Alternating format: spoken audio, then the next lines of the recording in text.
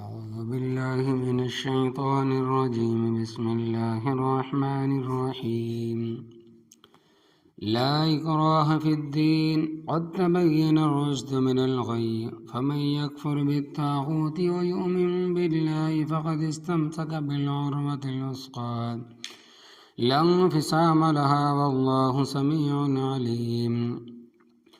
الله ولي الذين آمنوا يخرجهم من الظلمات إلى النور والذين كفروا أولياؤهم الطاغوت يخرجونهم من النور إلى الظلمات أولئك أصحاب النار هم فيها خالدون. ألم تر إلى الذي حاج إبراهيم في ربه أن آتاه الله الملك إذ قال إبراهيم ربي الذي يحيي ويميت قال أنا أحيي وأميت قال إبراهيم فإن الله يأتي بالشمس من المشرق فأت بها من المغرب فبهت الذي كفر والله لا يهدي القوم الظالمين. ترجمہ: لا اکراہ نہیں ہے کوئی جبر اور زور فی الدین دین کے بارے میں، قد تحقیق کے ساتھ، تبین خوب واضح ہو چکی ہے، الرشد بھلائی اور نیکی، من الغی گمراہی سے، فمن یکفر پس جس نے انکار کیا، بالطاغوت طاغوت کا، وَيُؤْمِن بِاللَّهِ اور ایمان لایا اللہ تبارک و تعالیٰ پر، فقد استمسک پس تحقیق کے ساتھ اس نے پکڑ لیا، بالعروۃ دستہ، الوثقی جو مضبوط کڑا یا رسی ہے، لا انفصام لہا نہیں ہے اس کے واسطے ٹوٹتا، یعنی وہ ٹوٹے گا نہیں، واللہ سمیع علیم اور اللہ تبارک و تعالیٰ سننے والا جاننے والا ہے. اللہ ولی الذین آمنوا، اللہ تبارک و تعالیٰ آقا اور سرپرست ہے ان لوگوں کا جو ایمان لائے، یخرجہم ان کو نکالتا ہے، من الظلمات اندھیروں سے، الی النور روشنی کی طرف، والذین کفروا اور وہ لوگ جو کافر ہے، اولیاؤہم الطاغوت ان کے ساتھی ہیں طاغوت، یخرجونہم ان کو نکالتے ہیں، من النور روشنی سے، الی الظلمات اندھیروں کی طرف، اولئک وہ، اصحاب النار دوزخ والے ہیں، ہم فیہا خالدون وہ ہمیشہ دوزخ میں رہا کریں گے. الم ترى کیا تجھے معلوم نہیں، الی الذین اس شخص کا واقعہ، حاج جس نے جھگڑا کیا، ابراہیم علیہ السلام کے ساتھ، فی ربہ اس کے رب کے بارے میں، ان اس لیے جھگڑا کیا، آتاہ اللہ الملک کہ اللہ تبارک و تعالیٰ نے اس کو ملک دیا تھا، اذ قال ابراہیم جب کہا حضرت ابراہیم علیہ السلام نے، ربی الذی میرا رب وہ ہے، یحیی وہ جو زندہ کرتا ہے، ویمیت اور مارتا ہے، قال اس شخص نے کہا، انا احیی و امیت میں بھی زندہ کرتا ہوں اور مارتا ہوں، قال ابراہیم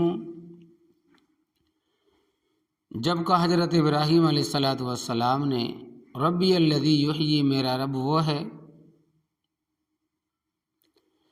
جو زندہ کرتا ہے اور مارتا ہے، قال اس شخص نے کہا، انا احیی و امیت میں بھی زندہ کرتا ہوں میں بھی مارتا ہوں، قال ابراہیم فرمایا حضرت ابراہیم علیہ السلام نے، فإن اللہ پس بے شک اللہ تبارک و تعالی، یاتی لے آتا ہے، بالشمس سورج کو، من المشرقی مشرق کی طرف سے، فأت بہا پس تو لے آ اس کو، من المغربی مغرب کی طرف سے، فبہت الذی پس حیران کر دیا گیا وہ شخص، یعنی ہکا بکا رہ گیا وہ شخص، کفرا جو کافر تھا، واللہ اور اللہ تبارک و تعالی، لا یہدی نہیں ہدایت دیتا، القوم الظالمین ظالم قوم کو.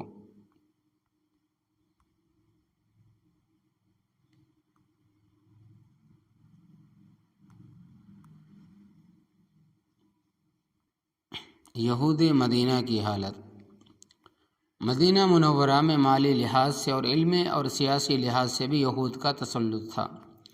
ابھی حضرت صلی اللہ علیہ وسلم ہجرت فرما کر مدینہ طیبہ تشریف نہیں لے گئے تھے، تو اس وقت مدینہ طیبہ میں یہود ہی کا اثر و رسوخ تھا. اور مشرکین کے دو خاندان تھے، ایک اوس اور دوسرا خزرج، یہ دونوں خاندان زمیندار تھے، ان کی زمینیں تھیں، باغات تھے۔ یہود کے پاس بھی کافی زمینیں اور باغات تھے، مگر تجارت پر ان کا غلبہ تھا۔ وہ لوگ جو غریب تھے ان میں سے ایسے بھی تھے جو اپنا خرچہ بھی پورا نہیں کر سکتے تھے۔ انہوں نے اپنے بچے یہود کے حوالے کر دیے تھے کہ ان کا خرچہ بھی تم برداشت کرو اور ان کو تعلیم بھی تم نے دینی ہے۔ چونکہ وہ کھاتے پیتے لوگ تھے، بچے بھی ان کے خوش رہتے۔ جب حضرت صلی اللہ علیہ وسلم تشریف لے گئے، اسلام پھیلا، وہ لوگ جن کے بچے یہودیوں کے قبضے میں تھے انہیں فکر ہوئی کہ یہودیوں نے ہمارے بچوں پر یہودیت کا رنگ چڑھا دیا، اور ایک صحابی جن کا نام ابو الحسین تھا صاد کے ساتھ رضی اللہ تعالیٰ عنہ، ان کے دو لڑکے عیسائی بھی ہو گئے، بالغ تھے، تجارت کرتے تھے۔ انہوں نے اپنے بیٹوں پر سختی کی کہ میں مسلمان ہوں، تم بھی مسلمان ہو جاؤ۔ انہوں نے کہا کہ ہم نے نہیں ہونا۔ باپ نے خاصا زور لگایا، مارا پیٹا، کچھ کیا، مگر وہ بڑے پکے تھے، مسلمان نہ ہوئے۔ اسی طرح جب مدینہ طیبہ سے یہود کو جلا وطن کیا گیا خیبر کی طرف، تو ان کے ہاں جو مسلمان کے بچے تھے وہ بھی ساتھ چلے گئے۔ ماں باپ نے بہت زور لگایا کہ تم ہمارے بچے ہو، کہنے لگے کہ نہیں، ہم تمہارے نہیں ہیں، اور وہ بچے بھی عاقل بالغ ہو چکے تھے۔ اس موقع پر حضرت صلی اللہ علیہ وسلم سے دریافت کیا گیا کہ حضرت اب ہم کیا کریں؟ ہمارے بچے ہیں، کوئی یہودی ہے، کوئی عیسائی ہے، اور ہم بڑا زور لگاتے مگر وہ ایمان کی طرف نہیں آتے۔ اس موقع پر اللہ تبارک و تعالیٰ کا یہ ارشاد نازل ہوا کہ لا اکراہ فی الدین، کہ دین میں جبر کوئی نہیں ہے، یعنی زبردستی نہیں ہے۔ تبلیغ ہے، ترغیب ہے، دین کی خوبیاں بیان کرو، ان کے عقیدے کی خرابیاں بیان کرو، مگر ڈنڈے کے زور پر کسی کو منوانا یہ صحیح نہیں۔ تبلیغ کرو، جن کے دل صاف ہوں گے یقیناً حق کو قبول کریں گے، اور جو ضدی ہیں انہیں خدا کے پیغمبروں کی باتیں نہیں مانی، ان کا کوئی علاج نہیں ہے اور جبر اس کے لیے نہیں ہے۔ قد تبین الرشد، تحقیق کے ساتھ واضح ہو چکی ہے بھلائی، من الغی، گمراہی سے۔ اللہ تبارک و تعالیٰ نے اپنی کتابوں کے ذریعے، اپنے پیغمبروں کے ذریعے اور پیغمبروں کے نائبین کے ذریعے حق اور ہدایت کو خوب واضح کر دیا، اور یہ بھی بتا دیا ہے کہ یہ کفر ہے، گمراہی ہے، یہ بدی ہے، یہ نیکی ہے، اور بدی کی الگ الگ حقیقت بیان کر دی ہے۔ بعض لوگوں نے یہاں سے یہ ثابت کرنے کی کوشش کی ہے کہ جو مرتد ہے اس کو سزا نہیں دینی چاہیے۔ شرعی طور پر مسئلہ یہ ہے کہ جو شخص مرتد ہو جائے اس کو 3 دن کی مہلت دی جائے گی، اپنے شکوک و شبہات پیش کرے۔ اگر ایک عالم حل نہیں کر سکے گا دوسرا کرے گا، دوسرا نہیں کر سکے گا تیسرا کرے گا۔ یہ تو نہیں ہو سکتا کہ خدائی تعلیم ہو اور اس پر اعتراضات ہو، ان کے جوابات نہ ہو۔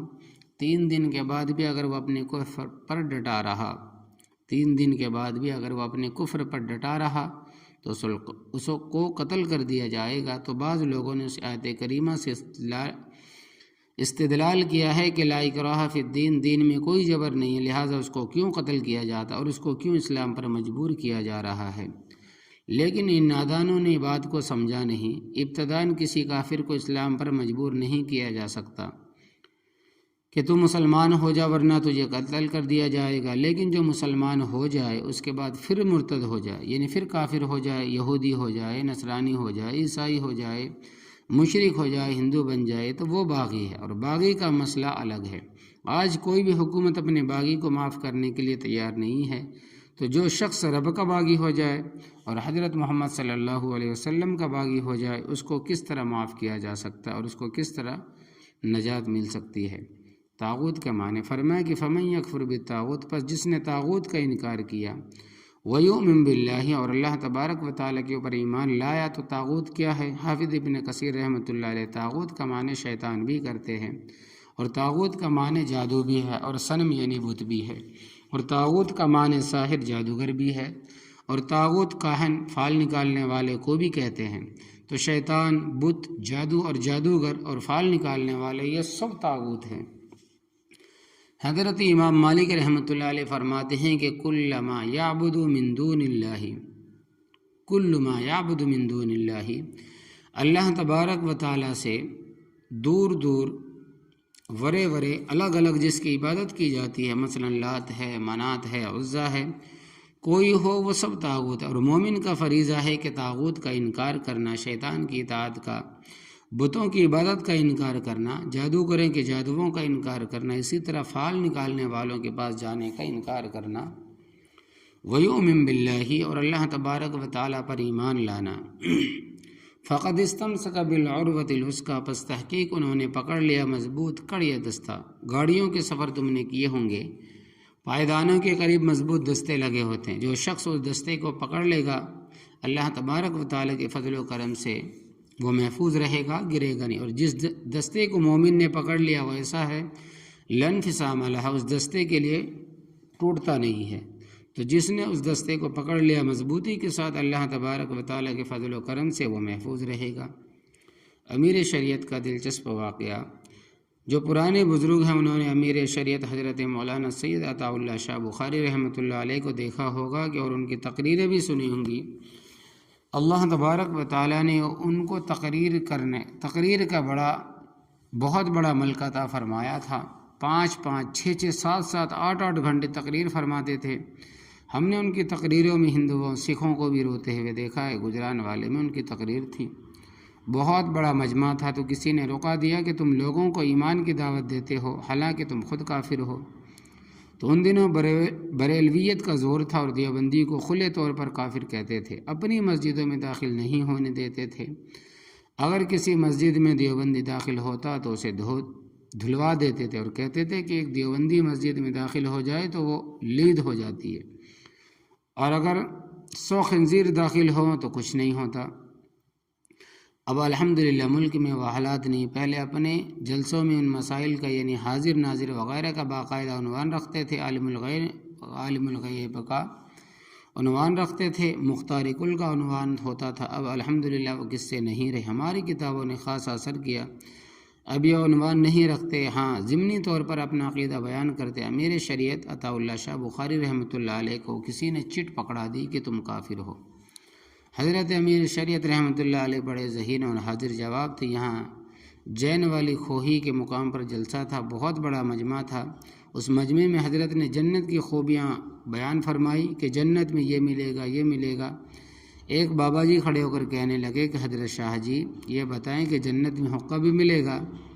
حضرت شاہ صاحب رحمۃ اللہ علیہ نے فرمایا کہ ہاں حقہ بھی ملے گا، لیکن آگ لینے کے لیے دوزخ میں جانا پڑے گا۔ حقہ تو ملے گا، مگر شاہ صاحب نے فرمایا کہ حقہ ملے گا لیکن آگ لینے کے لیے دوزخ میں جانا پڑے گا۔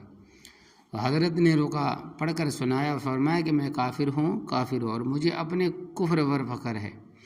ہمارا اس وقت طالب علمی کا زمانہ تھا، ہمیں بہت غصہ ہے کہ رقا والے نے بھی کہا ہے کہ تم کافر ہو، اور حضرت شاہ صاحب رحمۃ اللہ علیہ بھی فرماتے ہیں کہ ہاں میں کافر ہوں اور مجھے اپنے کفر پر فخر ہے۔ پھر حضرت نے اعوذ باللہ من الشیطان الرجیم پڑھا، بسم اللہ الرحمن الرحیم پڑھی اور قرآن پاک پڑھنا شروع کیا، اور قرآن شریف پڑھنے کا حضرت کا اندازہ نرالا ہوتا تھا، جی چاہتا تھا کہ شاہ صاحب رحمۃ اللہ علیہ پڑھتے رہیں اور آدمی سنتا رہے۔ تو حضرت جی نے یہ آیت پڑھی، فَمَن يَكْفُرْ بِالطَّاغُوتِ وَيُؤْمِن بِاللَّهِ، فرمایا کہ میں کافر ہوں مگر طاغوت کا کافر ہوں، اللہ کا کافر نہیں ہوں۔ میرے ہاتھ میں مضبوط دستہ ہے۔ پھر انگریز پر چڑھ گئے، بیٹھتے اور 6 گھنٹے انگریز کے خلاف تقریر کی۔ اس وقت کے طاغوت تھے، انہوں نے مسلمانوں پر بڑے مظالم ڈھائے تھے۔ واللہ سمیع علیم، تو اللہ تبارک و تعالیٰ سنتا بھی ہے، جانتا بھی ہے۔ اللہ ولی الذین، اللہ تبارک و تعالیٰ آقا ہے، مددگار ہے ان لوگوں کا، آمنو جو ایمان لائے، یخرجہم من الظلمات، اللہ تبارک و تعالیٰ ان کو اندھیروں سے، کفر و شرک اور برائی کے اندھیروں سے نکالتا ہے، الی النور، نور کی طرف، یعنی نور ایمان، نور توحید، نور اسلام، نور حق کی طرف۔ والذین کفروا، اور وہ لوگ جو کافر ہیں، اولیاؤہم الطاغوت، ان کے ساتھی اور دوست طاغوت ہیں، وہ شیطان کا گروہ ہے، جادوگر، بت، شیطان، یہ سب ان کے ساتھی ہے۔ یخرجہم من الظلمات الی النور، وہ ان کو نکالتے ہیں روشنی سے اندھیروں کی طرف، ایمان سے کفر کی طرف لے جاتے ہیں، وہ کفر کی تبلیغ کرتے ہیں، عقیدے بگاڑتے ہیں، اخلاق بگاڑتے ہیں۔ اولئک اصحاب النار، یہ لوگ دوزخ والے ہیں، ہم فیہا خالدون، وہ ہمیشہ ہمیشہ دوزخ میں رہیں گے۔ آگے اللہ تبارک و تعالیٰ ایک واقعہ بیان فرماتے ہیں کہ حضرت ابراہیم علیہ الصلاۃ والسلام کا نمرود سے مناظرہ۔ حضرت ابراہیم علیہ الصلوۃ والسلام جس دور میں پیدا ہوئے اس دور میں قوم تھی عمالقہ، یہ عملیق کی نسل سے تھے۔ اس وقت ان کا اقتدار تھا۔ نمرود ابن کنعان اس وقت بادشاہ تھا اور ملک عراق تھا۔ جس مقام پر حضرت ابراہیم علیہ الصلوۃ والسلام پیدا ہوئے وہ اس ملک کا دارالخلافی تھا اور اس کا نام تھا قوسا بروزن طوبہ۔ آج کے جغرافیہ میں اس شہر کا نام ہے آج وہ چھوٹا سا قصبہ معلوم ہوتا ہے، مگر اس زمانے میں وہ دارالخلفاء تھا۔ حضرت ابراہیم علیہ الصلوۃ والسلام کے والد جن کا نام آزر تھا، اس وقت وہ وزیر مذہبی امور تھے۔ جس جگہ بت خانہ بنا ہوتا تھا، جہاں کہیں بت رکھے ہوتے تھے، یہ کہیں مجاور رکھنے ہوتے تھے، یہ ان کی ذمہ داری تھی، یعنی یہ محکمہ ان کے سپرد تھا۔ مگر خدا تعالیٰ کی شان دیکھو کہ باپ بت بنانے والوں میں ہے اور بیٹا بت گرانے والوں میں ہے۔ وہ بت ساز ہے اور یہ بت شکن ہے۔ باپ کے ساتھ الگ مناظرہ ہو رہا ہے، قوم کے ساتھ الگ مناظرہ ہو رہا ہے، وقت کے بادشاہ کے ساتھ الگ مناظرہ ہو رہا ہے۔ اس وقت اس گفتگو کا ہے جو نمرود ابن کنعان کے ساتھ ہوئی۔ علم ترا، کیا تجھے معلوم نہیں، الذی، اس شخص کا واقعہ، حاج ابراہیم، جس نے جھگڑا کیا حضرت ابراہیم علیہ الصلوۃ والسلام کے ساتھ، فی ربہ، اس کے رب کے بارے میں۔ یہ جھگڑا کرنے والا نمرود ابن کنعان جو اس وقت کا بادشاہ تھا، اور جھگڑا اس بات پر ہوا کہ حضرت ابراہیم علیہ الصلوۃ والسلام نے اس کو رب تعالیٰ کے توحید کی دعوت دی کہ تم رب تعالیٰ کی وحدانیت کے قائل ہو جاؤ۔ درمیان جملہ معترضہ ہے، ان آتاہ اللہ الملک، اس لیے اس نے جھگڑا کیا، رب تعالیٰ نے اس کو ملک دیا تھا، یعنی بادشاہت دی تھی۔ چاہیے تو یہ تھا کہ رب تعالیٰ کا شکر ادا کرتا، نہ یہ کہ رب تعالیٰ کے بارے میں جھگڑا شروع کرتا۔ علامہ خازن رحمۃ اللہ علیہ بڑے چوٹے کے مفسر ہیں، ان کی تفسیر خازن مشہور ہے۔ اپنی تفسیر میں وہ لکھتے ہیں کہ ساری دنیا کے 4 بادشاہ ہوئے ہیں، پوری دنیا کے 4 بادشاہ ہوئے ہیں، اسنانی کافرانی و اسنانی مسلمانی، 2 کافر تھے جن کا ساری دنیا پر اقتدار قائم ہوا، ایک نمرود ابن کنعان اور ایک بخت نصر ایرانی، یہ مجوسی کافر تھا، اور 2 مسلمان بادشاہ ہوئے جن کا ساری دنیا پر اقتدار قائم ہوا، ایک حضرت سلیمان علیہ الصلوۃ والسلام اور دوسرے ذوالقرنین رحمۃ اللہ علیہ، جن کا واقعہ قرآن پاک کے 16ویں پارے میں آتا ہے۔ اسکندر ابن فیلقوس اس کا نام تھا، ان کی جائے پیدائش مقدونیہ ہے جو یونان کے ملک میں ایک جگہ ہے۔ ان کا زمانہ حضرت ابراہیم علیہ الصلوۃ والسلام کے زمانے کے قریب تھا، جو بڑے مومن اور معید تھے۔ تو نمرود ابن کنعان بڑی عمر کا تھا، بعض تفسیروں میں لکھا ہے کہ اس کی عمر 400 سال تھی، اور یہ کچھ بعید نہیں، اتنی عمر ہو سکتی ہے، لیکن تھا بڑا ضدی اور ہٹ درم۔ اس نے حضرت ابراہیم علیہ الصلوۃ والسلام کے ساتھ جھگڑا کیا تو اذ قال ابراہیم، حضرت ابراہیم علیہ الصلوۃ والسلام نے فرمایا کہ ربی الذی یحیی و یمیت، کہ میرا رب وہ ہے جو زندہ بھی کرتا ہے اور مارتا بھی ہے۔ قال، اس نمرود نے کہا، انا احیی و امیت، میں بھی تو زندہ کرتا ہوں اور میں بھی تو مارتا ہوں۔ اس نے اس طرح کیا کہ ایک مجرم جس کو ماتحت عدالتوں نے موت کی سزا دی تھی اور اب صرف بادشاہ کے پاس رحم کی اپیل باقی تھی، وہ کہنے لگا کہ دیکھو جی اعلی عدالتیں اس کو موت کی سزا دے چکی ہے، میں اس کو رہا کرتا ہوں، لہٰذا میں نے مردے کو زندہ کر دیا، اور ایک بیچارہ بے گناہ سامنے آیا، اس کو پکڑ کر قتل کر دیا، کہنے لگا میں بھی زندہ کرتا ہوں اور مارتا ہوں۔ حالانکہ احیی و امیت کا یہ مفہوم نہیں تھا، بلکہ مفہوم تو یہ تھا، معنی تو یہ تھا کہ ظاہری کوئی سبب نہ ہو پھر وہ مارتا ہے اور زندہ کرتا ہے۔ جس طرح اس نے سمجھا کہ اس طرح تو گولی سے بھی آدمی مار دیتا ہے، پھر معاذ اللہ یہ سارے خدا بن گئے، جیسے چور، ڈاکو، گنڈے، یہ سب بدماش آدمیوں کو مارتے ہیں تو یہ سارے خدا بن گئے۔ موت و حیات کا مطلب یہ ہے کہ بغیر کسی ظاہری سبب کے مارنا بھی اللہ تبارک و تعالیٰ کا کام ہے، اور پیدا کرنا بھی اللہ تبارک و تعالیٰ ہی کا کام ہے۔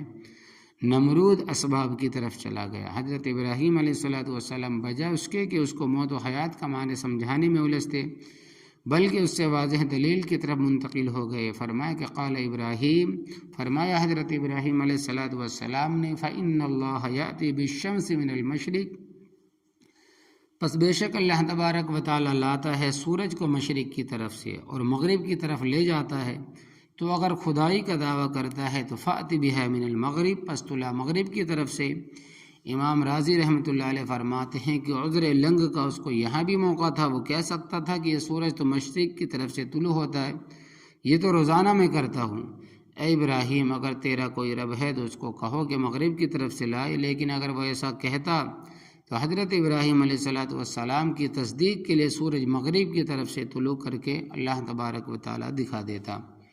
اور ایک وقت آئے گا کہ سورج مغرب کی طرف سے طلوع ہوگا، یہ قیامت کی نشانیوں میں سے ہے۔ مطلب بالکل صاف ہوگا، لوگ دیکھیں گے کہ صبح صادق نہیں ہو رہی، بڑے حیران ہوں گے کہ بادل بھی نہیں، دھند بھی نہیں اور اوس بھی نہیں، سورج طلوع آج نہیں ہو رہا۔ تو اس دوران سورج مغرب کی طرف سے طلوع ہوگا اور اس وقت توبہ کا دروازہ بند ہو جائے گا، اس کے بعد توبہ کی کوئی حیثیت نہیں ہوگی، اور اس کے بعد اگر کوئی ایمان لائے گا تو اس کی بھی کوئی حیثیت نہیں ہوگی۔ یہ سورج دوپہر تک آئے گا، پھر اللہ تبارک و تعالیٰ کی طرف سے حکم ہوگا کہ تو پہلے کی طرح مشرق سے طلوع ہو کر اپنی تاخیر کو پورا کر لے۔ تو اللہ تبارک و تعالیٰ کے حکم سے جتنا وقت درمیان میں گزرا ہوگا سورج اپنی تاخیر پوری کرے گا، اس کے بعد دنیا تقریباً 120 سال رہے گی، پھر اسرافیل علیہ السلام سور پھونک دیں گے۔ فبہت الذی کفر، پس حیران ہو گیا وہ شخص جو کافر تھا۔ ہمارے حضرت مرحوم مولانا حسین رحمۃ اللہ علیہ، وہ ہمارے مرشد و پیر ہیں، حضرت گنگوہی رحمۃ اللہ علیہ کے شاگرد، بہت بلند پائے کے بزرگوں میں سے تھے۔ وہ اپنا میالوی بولی میں ترجمہ فرمایا کرتے تھے کہ فبہت الذی کفر، پس کافر بھڑوی دائچی تھی گیا، یعنی کہ بالکل ہکا بکا رہ گیا۔ واللہ لا یہدی القوم الظالمین، اور اللہ تبارک و تعالی ہدایت نہیں دیتا ظالم قوم کو، جو قوم کفر و شرک پر ڈٹی ہوئی، جو قوم کفر و شرک پر ڈٹی ہوئی ہو تو اللہ تبارک و تعالی زبردستی کسی کو ہدایت نہیں دیتا۔